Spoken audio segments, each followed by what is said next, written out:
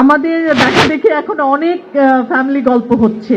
এই যে আপনারা আমাকে বলছেন জাতীয় ফুপু বলছেন, বা রাস্তাঘাটে মানুষ দেখলে পরে, কালকেই একজন আমি একটা দাওয়াতে গেছি, উপরে উঠছি, নিচে বলছে এই যে ফুপুকে পেয়েছি, ফুপুকে পেয়েছি। আমি মিঠু আপার মতো বলবো যে আমার চরিত্রটা আমার সবচেয়ে পছন্দ, কারণ ফাতেমাটা এত পছন্দ এবং আপনারা এত পছন্দ করেছেন তখন মনে হয়েছে যে এটা খুবই দারুণ একটা চরিত্র।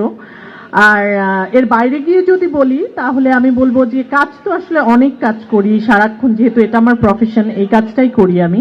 প্রয়োজনেও আমাকে কাজ করতে হয়, কিন্তু জব স্যাটিসফ্যাকশন বলে একটা কথা আছে, সব চরিত্রের থেকে কিন্তু জব স্যাটিসফ্যাকশনটা আসে না। এই ক্যারেক্টারটা করে আমার কাছে মনে হয়েছে যে হ্যাঁ, প্রপার জব স্যাটিসফ্যাকশনটা আমি পেয়েছি। প্রত্যেকটা ক্যারেক্টারের একটা শুরু আছে, শেষ আছে, এন্ড আছে, প্রত্যেকটা চরিত্র বিস্তার লাভ করেছে। এই বিষয়টা কিন্তু সব ডিরেক্টররা করে না। স্যান্ডেলিনা সো, রূপচর্চায় আভিজাত্য। আমাদের দেখা দেখে এখন অনেক ফ্যামিলি গল্প হচ্ছে।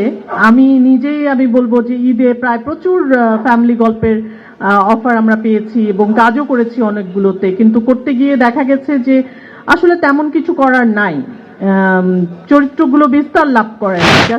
আছে ফ্যামিলিতে, চাচা আছে, ফুপু আছে, চাচি আছে, বাবা মা তো আছেই, এরকম থাকে, কিন্তু কারো কোনো ওরকম ইনভলভমেন্ট থাকে না। কিন্তু আমাদের এই গল্পের প্রত্যেকটা চরিত্র, আপনারা বলেন যে প্রতিটি চরিত্রের একটা শুরু আছে, শেষ আছে, তার প্রতি একটা মায়া আছে, তার একটা দায়িত্ব আছে, ক্যারেক্টারের যে রেসপন্সিবিলিটি যেটা থাকে সেরকম কিন্তু বিস্তারটা এই গল্পের প্রত্যেকের ছিল।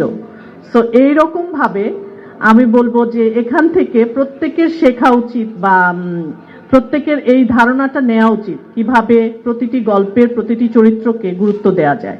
সাকসেসটা হচ্ছে মানুষের ভালোবাসা। এই যে আপনারা আমাকে বলছেন জাতীয় ফুপু বলছেন, বা রাস্তাঘাটে মানুষ দেখলে পরে, কালকেই একজন আমি একটা দাওয়াতে গেছি, উপরে উঠছি, নিচে বলছে এই যে ফুপুকে পেয়েছি, ফুপুকে পেয়েছি, এরকম একটা ব্যাপার মানে বলতে থাকে।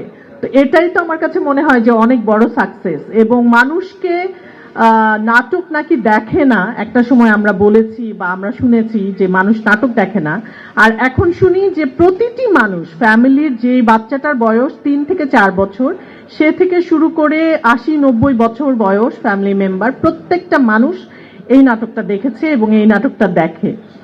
এটাই আমার কাছে মনে হয় সবচেয়ে বড় সাকসেস।